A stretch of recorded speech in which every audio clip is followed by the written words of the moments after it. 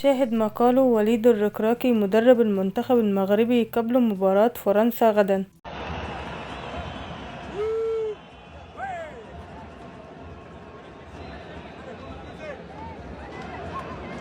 هنعرف التفاصيل مع بعض، بس قبل اي حاجة ومن فضلك ادعمنا بلايك واشتراك ليصلك كل ما هو جديد وحصري.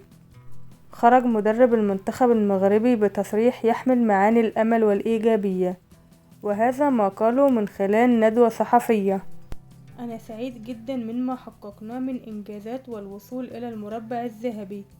سوف نلعب أمام أقوى منتخب في العالم، ومباراتنا أمام المنتخب الفرنسي لن تكون سهلة، حيث أكد أن جميع اللاعبين جاهزون لخوض مباراة نصف نهائي كأس العالم غدا أمام فرنسا. وشدد وليد على أن اللاعبين لا يريدون الاكتفاء بنصف النهائي، بل يطمحون إلى بلوغ آخر محطة، مؤكدا أن جميع عناصر المنتخب الوطني ستحارب من أجل تحقيق الحلم، ولأن المنتخب المغربي يحمل أحلام القارة الإفريقية، كما أنه أمام فرصة قد لا تتكرر مستقبلا لتقدم نحو النهائي وإحراز لقب كأس العالم. سوف يكتب المنتخب المغربي فصل جديد في تاريخ كأس العالم والتأهل للنهائي للمرة الأولى في تاريخ مشاركته، عندما يواجه منتخب فرنسا يوم غدا الأربعاء 14 ديسمبر في نصف نهائي مونديال قطر، وذلك على ملعب البيت في تمام الساعة 8 بتوقيت المغرب.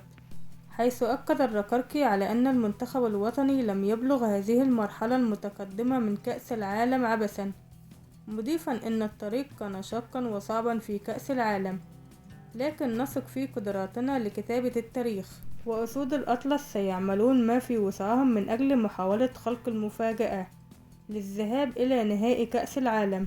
وبتشجيعكم وثقتكم فينا أكيد هنوصل ونشرف الوطن العربي كله.